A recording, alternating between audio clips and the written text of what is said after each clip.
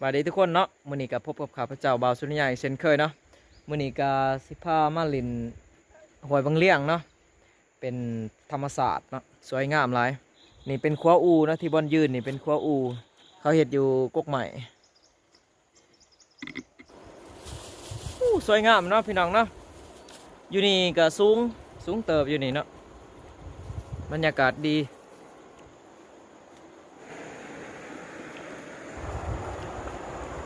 ตอนนี้ก็ฮอดหม่องอยู่แล้วเนาะเฮาอยู่หม่องแก่งนี่เนาะ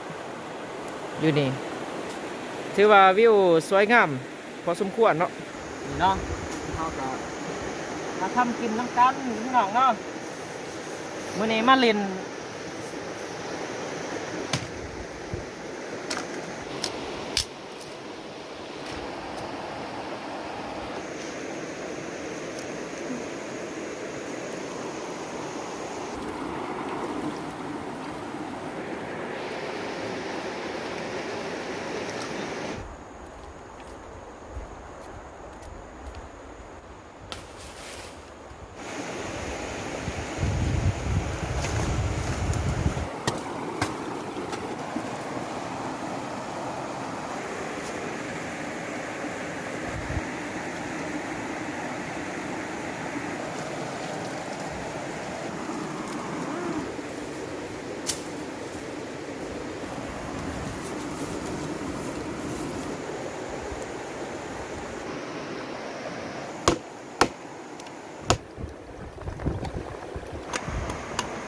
เรียนระบ้านนี้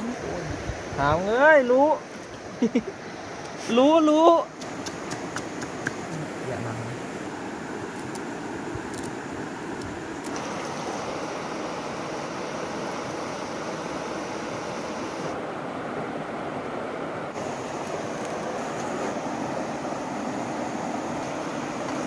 สิมากินพันปลาแคมหวยตรงนี้อย่างเนาะอันนี้เป็นพันปลาอันนี้ปลาเผาเองเด้อเผาเองแล้วเมื่อกี้นี่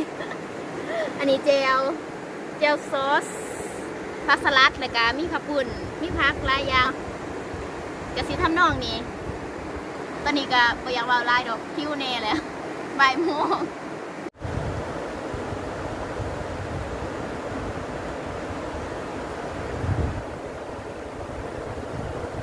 มาเด้อ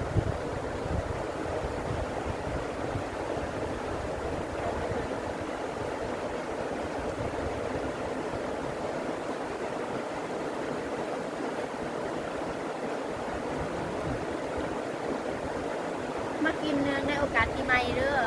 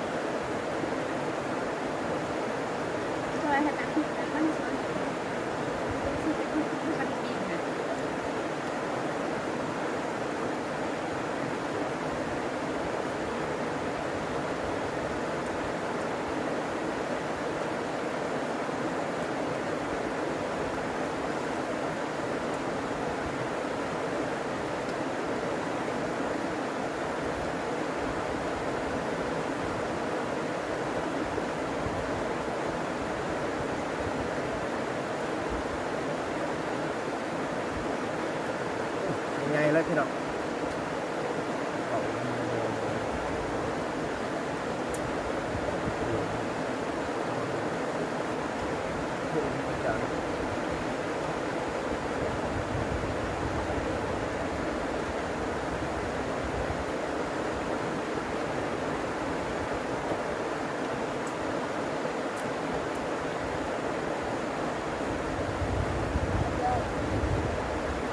กินหาประจำเลย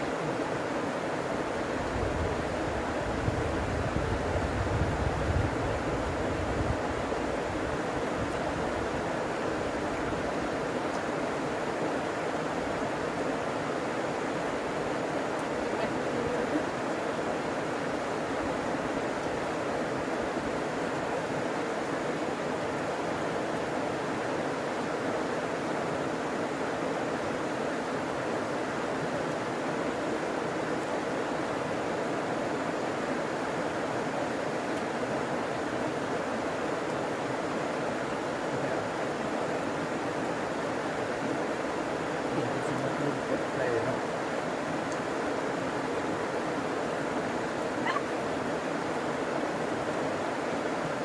บ้านมันสัก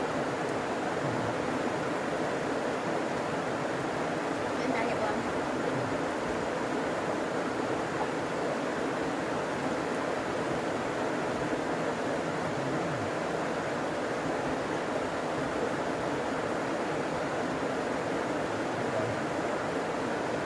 เอาก่อน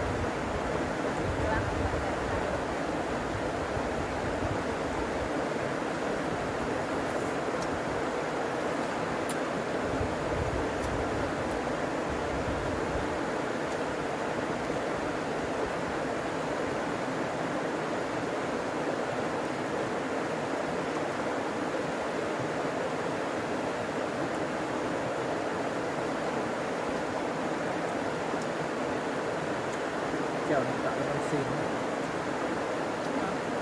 อยากเลย2 นิ้วมั้ง